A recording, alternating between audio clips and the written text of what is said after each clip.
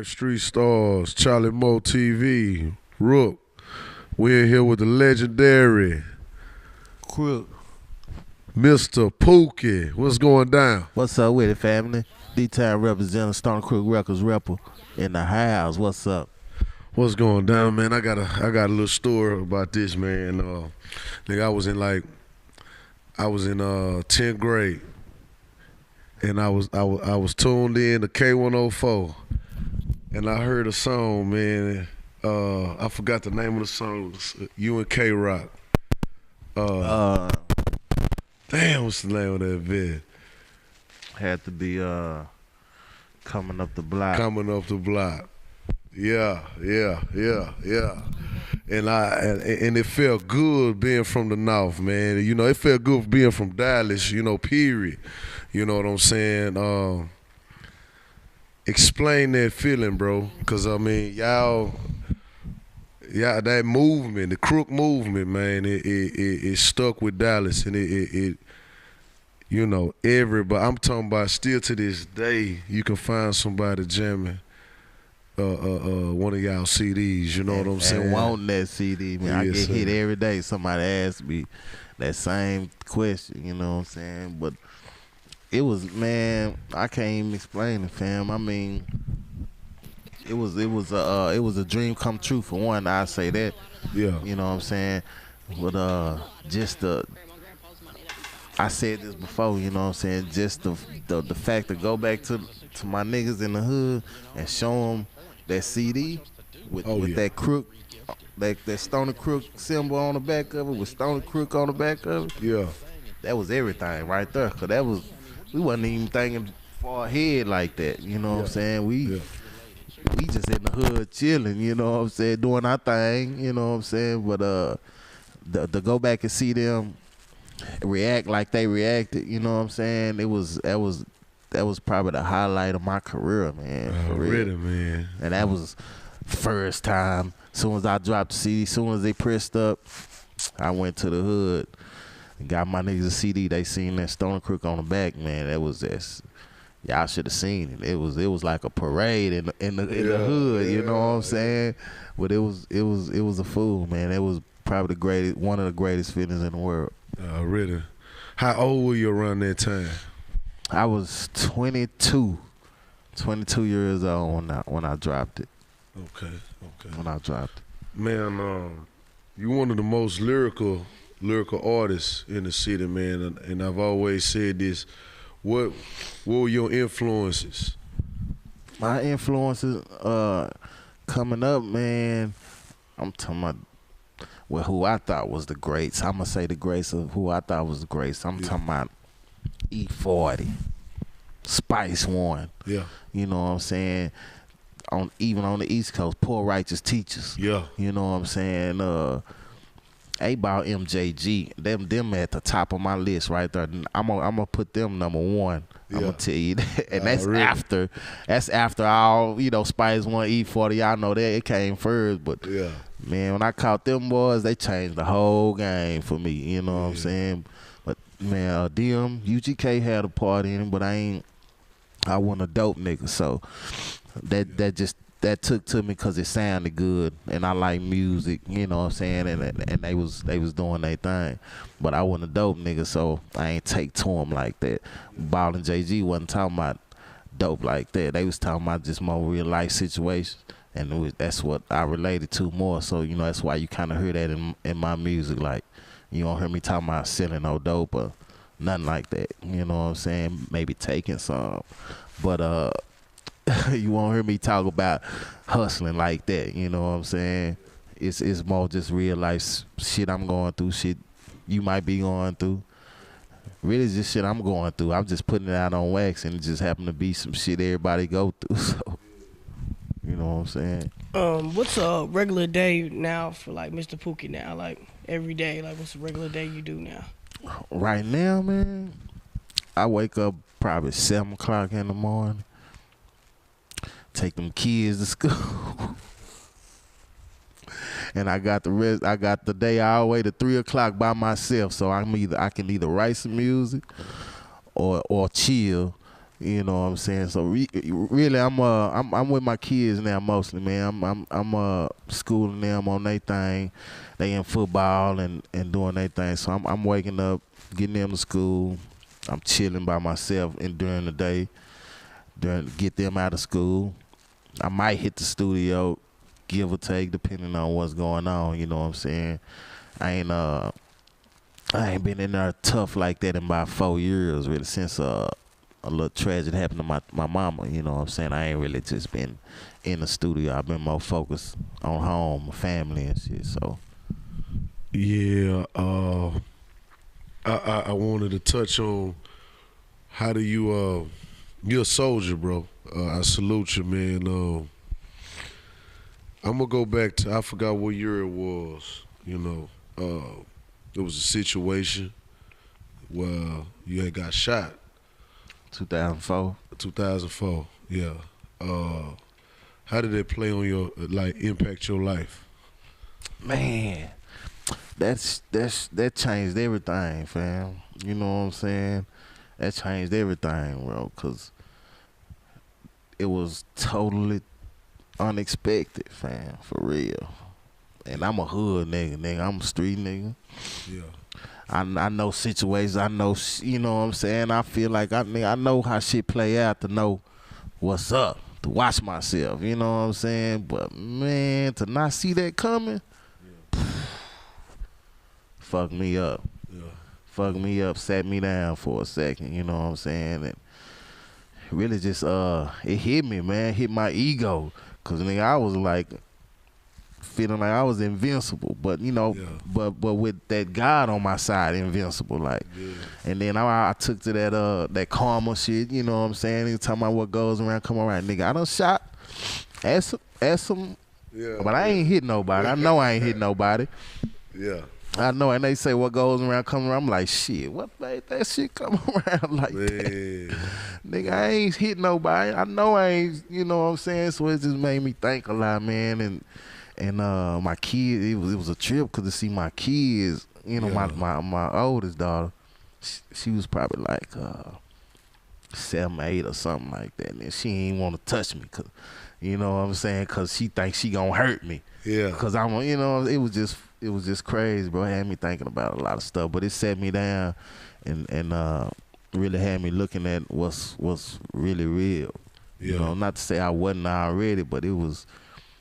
I wasn't even thinking like that'll happen to me, you know what I'm saying? Yeah. Really. We done been all over the United States in every hood you could think possible. And anything could have happened. I'm talking about and that for it to happen at home. Yeah. Like, you know what I'm saying? It was just crazy, bro. It was crazy. Yeah, yeah. And you had a brother as well, huh? Yeah. I just lost my brother 2 years ago. You know what I'm saying? Wow. My oldest brother. Man. What is some advice for these,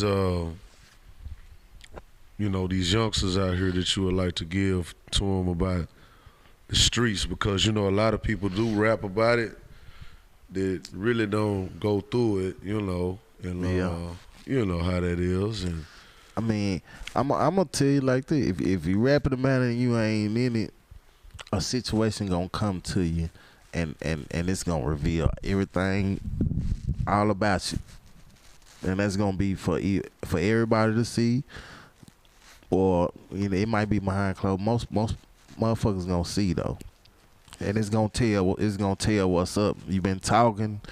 But it's gonna tell what's up about your reactions on how shit happened. You know what I'm saying? If you ain't talking, if you ain't doing it, man, I'm gonna tell you, you in for a rude awakening. I'm just gonna say that. You in for a rude awakening if you think you could talk about it and ain't living it. Real talk. When people speak about you, they be like, Mr. Pookie, and then you know what comes with that is Mr. Lucci. I just want to know what y'all relationship is now. Right now, man, we cool. You know what I'm saying? Me and Lucci cool. He doing his own thing. You know what I'm saying? I let that be like it was. But we cool. How you feel about him getting sentenced and having to sit down? Man, it was it's crazy. I prayed for him. You know what I'm saying? And it's fucked up. That whole situation fucked up. You know what I'm saying? I just wish the best for little bro. You know what I'm saying? That's all I can say. Yeah, yeah, yeah. Back, y'all put out an anthem for Dallas. Yeah, for those who are tuned in right now, Crook for Life. What year was that? What was 99? 99, man. 99. November 12, 1999. Yeah, y'all did a lot of work together. And y'all started a label as well, correct? Yeah.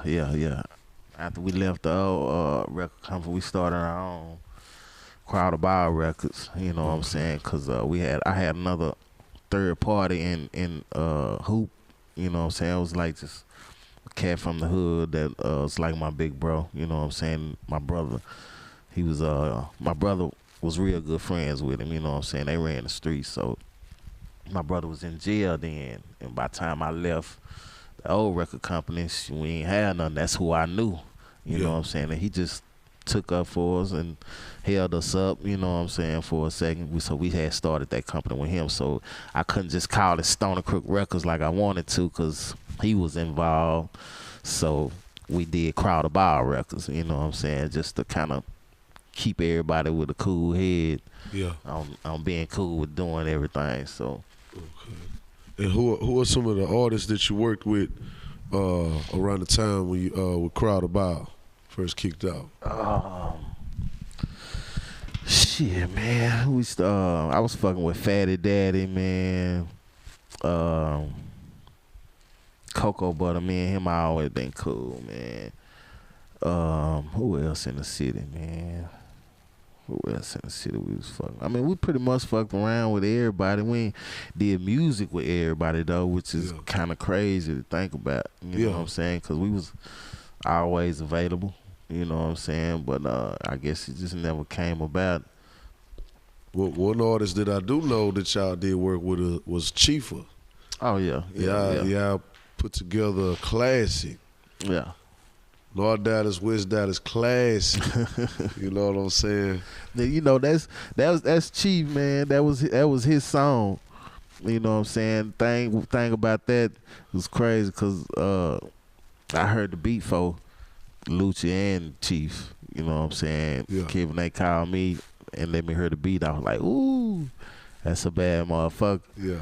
And when I heard it though, see, he had just introduced us to Chief probably a week or so before that, you know what I'm saying? And he was doing a distribution deal with Chief, so he was gonna, you know, distribute Chief shit.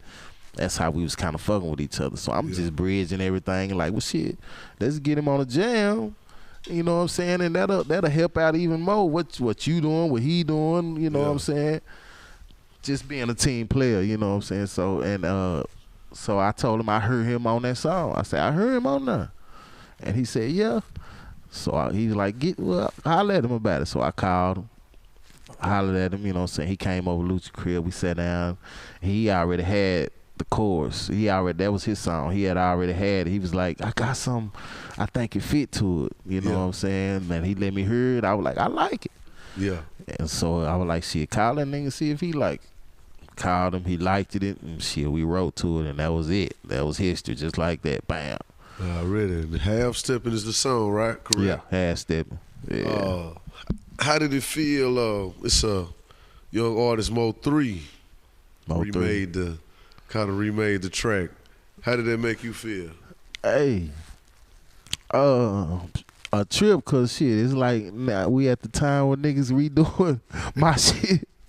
And you know the shit like that. I'm like, wow, well, shit. I was honored, really. You know, I seen a few people kind of took to Facebook and was kind of talking about it, like, you know what I'm saying. It was kind of tripping about it. Like, I'm like, shit, y'all, they ain't know what page I'm on about it. They like, shit, well, the OG ain't gonna say nothing about it. We shouldn't say nothing. I'm like, y'all on a whole nother level. I'm thinking like, shit, we had an era where somebody is redoing my song. Do you think about that in the old school day with another artist? You know, that's like But they can't even think like that though, cause they ain't artists. But you know, you think about everybody in the game that done did that. You know, people redoing their songs now. It's a trip to hear like my mama and them trip off when we redid songs and it was they old songs, and now I'm like them now tripping off lad. That's that old such and I'm like, oh, he redoing mine. That's an honor. I ain't tripping. You know what I'm saying? And he, you know, he doing his thing. So it was it's an honor, man. I ain't tripping. How you feel about all the new artists today, like all the Atlanta rappers? How do you feel that movement? Atlanta, I mean, I don't know, fam. I fuck with Jeezy. You know what I'm saying? I fuck with Tip. You know what I'm saying? And I don't know. The rest of them, I don't know. The rest of them cats, some of them cats are alright though. You know, some of them nice, but I don't. I can't get into a lot of them though. I'ma just say that, you know. So, but I fuck with them niggas that's good, that's making real certified music. I'm fucking with them, man. If it sound good, I'm fucking with it. Do you consider yourself a legend? Nope. Only how I even think about it is because the street said like that. But I got schooled to the word legend by Yarborough and Peoples. If anybody know who that is, you know what I'm saying. Y'all should know who that is. Yeah. They legends for real. You know, I was over their house and getting them. They was doing a track for me and Lucci on the 10th anniversary album, right? Wow. And they son is who brought us over there. That's how we even get over there. So I didn't even know that was his parents. Yeah. And so we going through some beats and they coming there, they playing they beats, and we listening to them and we jamming. And when they came in, you know, they ain't really know who we was. So, but they came in and kind of, you know, asking us who he was, and he was like, "You don't know who that is?" You know, so he was like, "That's them the legends of D-Town, them the niggas." They say, "Legends, how long y'all been into him?" Then it was like 12 years. Yeah. You know what I'm saying? It was about 12 years in the game then. So, and they was like, "No, to be a legend, you gotta have 20 years in the game." Yeah. 20 years. So 4 more years, I say legend. You know what I'm saying? I ain't tripping. Yeah, I am legend for real. For real. Well, yeah, the streets speak different, man. Yeah, they do though. They do though. I'm talking about. The street said it was a classic 4 years after it came out. I couldn't even. I was like, "Is y'all serious? Yeah. Is y'all serious, really?" And I couldn't. I was tripping off of that. I couldn't. But to hear them now, just over the years, and just to see the reaction of people and everywhere I go. And the reaction just off of that CD, man, it's a fool. Yeah, it's a fool. Yeah, you definitely laid a mark, man. Being on the radio, we don't really hear a lot of Dallas talent on the radio, but you got blessed to have that chance. A lot of them niggas did though. Yeah, A lot of these niggas had some songs on the radio, and more songs than I had on the radio. Yeah. So I'm like, shit, what? I was, hey, but what I know is if you ain't got the right people behind you, if you ain't got the right motherfucker that's doing this, then you only gonna get so far. I'm just gonna tell you that. Period. That's why it is like it is. That's why it's been done like it's been done. That's why ain't nobody did what I did like that. It's not like everybody think. You know what I'm saying? Yeah. It's not that grind everybody think it is like that. Yeah. That shit is business. Yeah. And it's who you know. You know what I'm saying? I didn't know nobody. My partner C Pone brought me to the cat that I know that put me on all this stuff. You know what I'm saying? And yeah, he was in there, fam. Period. Yeah, shout out to C Pone. Hey, by the way, that boy there is Man, say. And he's the nigga we picked in Stony Crook. He was the nigga. He was our nigga. Yeah. That we picked to do this shit. Yeah. It wasn't me. I'm gonna tell you that right. I jumped on when he called me and let me hear a verse, and I was like, I'm gonna write something to it just to fuck around with. You know, I had been writing, you know what I'm saying, but I just never. Them niggas was on it. Yeah. We was freestyling. Them niggas had songs, 16 bars, chorus, you know, formatted songs. You know what I'm saying? I ain't know nothing about that shit like that. Yeah. I just do rhyme and freestyle. Them niggas had songs, so it, freestyling up, man. Them niggas, hey, C-Pone, hats off to that. That's my nigga right there, man. Stony Crook Records rapper. That boy is the fool. That's who we picked to do this shit in our hood. Him and K-Rock, man. Really? So who I was in Stony Crook? Stony Crook, it was me, C-Pone. Rapping anyway, it was me, C-Pone, Montes, and K-Rock. And my other partner, Slinky, you know what I'm saying? He kind of started it up with his freestyling. But that was, on the rap scene, that was just it was just me, Pone, K-Rock, and Slinky. What are some of the projects that you have put out? We ain't put out nothing. The Rippler, well, K-Rock shit is the first thing we dropped. Yeah. Other than that, we was just following this nigga around the hood, around North Dallas, tearing everybody ass up on the freestyle, man. I'm like, man, y'all had to be there, fam. Real talk, y'all had to be there to see this nigga tear niggas ass up, man. Real talk. Real talk, fam. What are you working on now? Right now, I'm working on Crookology. Y'all get ready for that motherfucker. You know what I'm saying? Poster dropped it last year, but I wasn't really kind of into it like I needed to be. You know what I'm saying? But it's in the works now. It's working. It's going. Y'all get ready for it. Next year, it'll be here probably by March, April. It'll be ready. You know what I'm saying? You know, another subject. How you feel about what's going on now today, like the police brutality? Like in the Crook for Life video, you was running for the cops. So how you feel about that going on? I already know, man. It's that shit is full. I was looking at something while we was talking a while ago on that shit, man, and that's fucked up, man. I don't even know if I should say what I'm feeling, really, cause hey, man, it's only so much.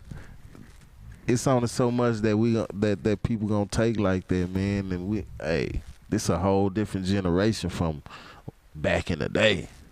This a whole, you see it now. Shit, man. They better do something quick, cause they setting that shit up though, man. This shit set up. That shit set up, man. I feel it set up. They trying to make some shit go on around here. We ain't falling for that shit like they thought we would though, but they killing us, fam, in the street like it ain't shit. And I'm just gonna stop right there, because hey, I know some shit going on, but hey, man, that's fucked up. It's fucked up. We ain't gonna take too much though. I know that. Let's talk on a lighter note. I see that you're a Cowboys fan. What about the season, man? We going to the Super Bowl. Oh, yeah. And we going to win that bitch. I ain't bullshitting. I'm a diehard Cowboys fan. If you didn't know it, you know it now, nigga. Cowboys can't do no wrong. And even when we do some wrong, nigga, it was some good in it. So, goddamn it, we going to the Super Bowl. Y'all get ready for it. Mark my words. Goddamn it. Weeded. I hope the motherfuckers doing something now, because we watching Washington. I don't know what the fuck's going on. But yeah, we winning. We doing our thing. Already, man. So, man, give them your information, Pookie, on how they can reach you and how they can get some of your classic work. Hey, man, I'm everywhere, man. I'm on every music platform they got out there. Everywhere. Anyone you listen to or anything, I'm on there. Just type my name up and you gonna catch me. on the internet or anywhere. My Facebook, type my name up, Mr. Pookie. You gonna catch me. It's gonna come up somewhere. Catch my Twitter is real Mr. Pookie. Instagram real Mr. Pookie. Just type my name up. You gonna find me everywhere, man. And my music, all the old music, new music, it's on iTunes. It's on every music platform out there. So go get that shit. Go listen to that shit. I still get paid for that. Holla at your boy, man. You know, but it's everywhere, man. Y'all go check it out. Anywhere you get your music from, it's on there. Man, we definitely appreciate you coming out. Oh yeah, real talk. Any more shout outs you want to give? Shout out to the hood, man. Stone Crook, 13030 out there, you know, outside representative. Shout out to my nigga C Pone, man. That's my nigga that inspired me all the way to rap. You know what I'm saying? To rap. You know what I'm saying? A-Ball and them JG and them is the niggas I look up to as like some of the greatest in this. But that nigga there, man, Pone, come over here, man. Pone. Come over here, my nigga. This nigga here, man, inspired me to put that shit down on wax like that, man. Real talk, man. Real talk. This nigga here, C Pone, motherfucking fool, man. Let me holler at C Pone real quick, man. Hey, what to do? Tell them how they can reach you, brother. Man, you can pretty much just hit me up on Facebook, Michael C. Pong. You know what I'm saying? I'm really trying to get my little shit established for like media shit. So, you know, right now shit just popping in Facebook, or catch me at a corner store, get some guards and shit. Hey, man, I want to shout you out that jam you got with J Juice and Young Bleed. Oh, yeah. I can spread my wings. Yeah, bro. Hey, one time, man, real life street stars, Mr. Pookie, C Pone.